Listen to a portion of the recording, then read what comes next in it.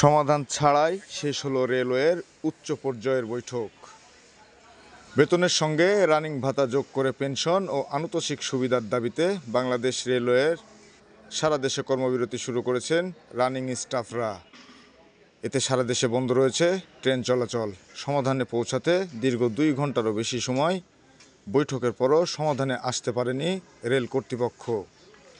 আপাতত ট্রেন চলাচলের কোনো খবর নেই, তাই সারা দেশে ট্রেন চলাচল অনির্দিষ্টকালের জন্যই বন্ধ থাকছে।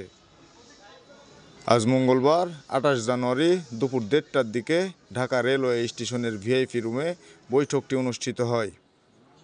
কিন্তু দুপুর 2:45 দিকে কোনো সিদ্ধান্ত ছাড়াই রানিং স্টাফদের প্রতিনিধি সেখান থেকে বেরিয়ে যান। বৈঠকে রেলপথ মন্ত্রণালয়ের সচিব মোহাম্মদ ফাহিমুল ইসলাম, বিএনপি চেয়ারপারসনের বিশেষ সহকারী ও জাতীয়তাবাদী শ্রমিক দলের সমন্বয়ক অ্যাডভোকেট শামসুর রহমান শিমুল বিশ্বাস সহ রেলওয়ের ঊর্ধ্বতন কর্মকর্তারা উপস্থিত ছিলেন। তবে বৈঠকটি কোনো সিদ্ধান্ত ছাড়াই শেষ হয়েছে বলে জানা যায়। বৈঠকে থাকা একজন স্টাফ সাংবাদিকদের বলেন, আমরা দীর্ঘক্ষণ রেল সচিব মহাপরিচালকের সঙ্গে বৈঠক করেছি, তবে কোনো সিদ্ধান্তে পৌঁছাতে পারিনি। বৈঠক চলাকালীন আমি চলে এসেছি। আমাদের কেন্দ্রীয় নেতারা আছেন, বিষয়টি নিয়ে তাদের সঙ্গে আলোচনা করব। তবে আমরা আমাদের কর্মবিরতিতে অনড় রয়েছি।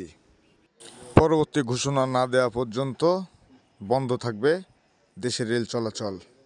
আসগর আলী সাগর, ফক্স নিউজ বিডি।